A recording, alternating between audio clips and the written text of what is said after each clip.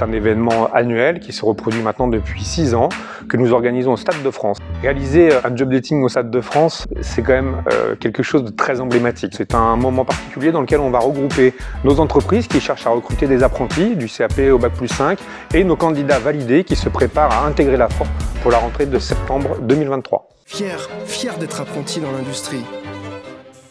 C'est un événement qui s'organise sous l'égide du GIM, donc le groupe des industries métallurgiques de la région parisienne. Et à ce titre, il y a aujourd'hui 3 pôles formation qui sont réunis. La FORP bien évidemment, mais aussi Mecavenir et Cefipa, qui sont nos cousins qui accompagnent en fait chaque année des ingénieurs, alors que nous nous concentrons principalement sur les métiers du technicien au technicien supérieur, plus quelques filières en Bac+5 sur le numérique.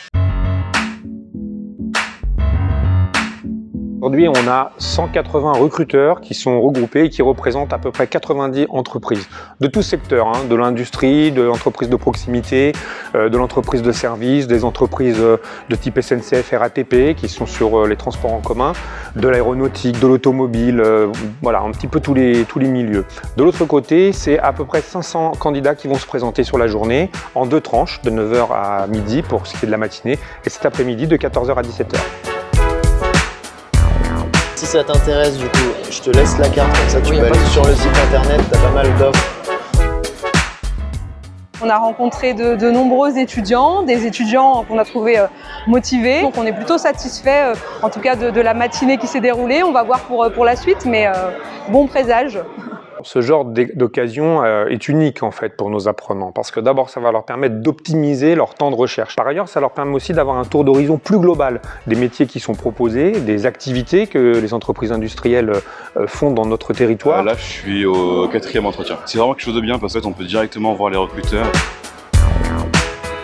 Les candidats rentrent dans le job dating, dans le salon, et peuvent accéder aux entreprises qu'ils le souhaitent. À ce moment-là, ils se mettent dans les files d'attente, là où il y a les recruteurs, et puis ils passent des entretiens qui en général vont durer entre 5 et 10 minutes pour pouvoir effectivement promouvoir leur profil et puis essayer d'envisager une rencontre pour l'avenir et la signature du contrat. En parallèle de cela, on a une cellule de coaching qui attend nos candidats parce qu'effectivement, parfois, ils ont besoin d'être assurés, qu'on leur redonne des conseils, qu'on leur imprime des CV, qu'on leur donne des clés pour pouvoir mieux se positionner face à l'entreprise. Donc il y a toute une zone qui ici est ouverte avec des gens qui passent la journée à les conseiller, à les entraîner à cette étape parce que pour beaucoup, ils n'ont jamais eu à rencontrer une entreprise dans ce cadre-là. Ils sortent du collège, du lycée et n'ont jamais eu à se confronter au recrutement d'une entreprise.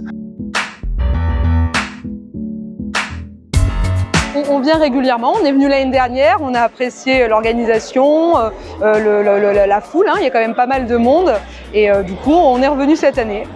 Aujourd'hui sur le Focus Île-de-France, on a une quinzaine d'offres à pourvoir et on a déjà peut-être 5-6 candidats à positionner sur nos offres. Nos entreprises elles ont un programme VIP, elles sont attendues depuis ce matin 8h, elles ont eu droit au petit café, au petit déj, ensuite elles s'installent sur leur stand. Pendant qu'elles sont sur leur stand, on les ravitaille en café, en petits gâteaux et en apprentis parce que c'est comme ça qu'elles sont venues chercher. Et ce midi, elles auront une pause de 2 heures avant de reprendre le job dating qui sera séparée en 2 parties. Une première heure pour visiter le Stade de France avec un guide qui est habitué donc à faire ce genre de visite, qui va donner plein d'informations que je ne peux pas divulguer ici parce que l'intérêt c'est d'aller faire la visite. Et puis ensuite, elles auront le déjeuner. Elles reprendront le job dating dans l'après-midi avant de nous clôturer vers 17h par un dernier petit rafraîchissement.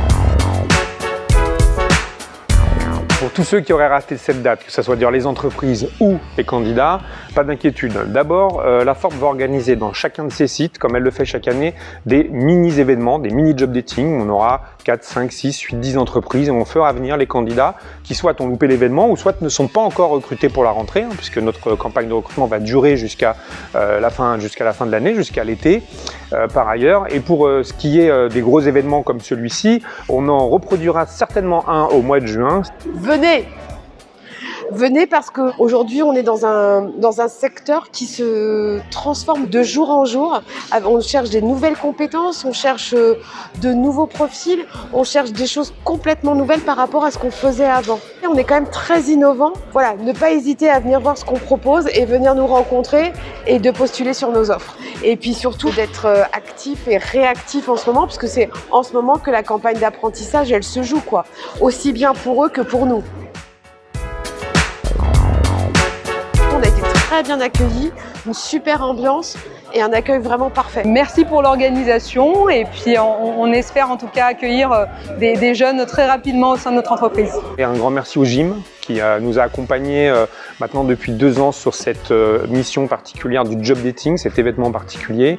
Merci à nos autres collègues de Mecavenir et Cefipa qui depuis l'année dernière sont aussi rentrés dans la danse, ce qui fait que l'événement a pris une ampleur beaucoup plus importante, beaucoup plus marquante. Et puis surtout, je voulais remercier à la fois la direction de la FORP qui a toujours été en fort soutien, la gouvernance et la direction générale de la FORP pour permettre de faire ce travail-là. Et enfin, bien évidemment, mes équipes sans qui rien ne pourrait se passer et l'équipe de communication de la FORP qui fait un travail formidable pour nous accompagner du début jusqu'à la fin de ce genre d'événement.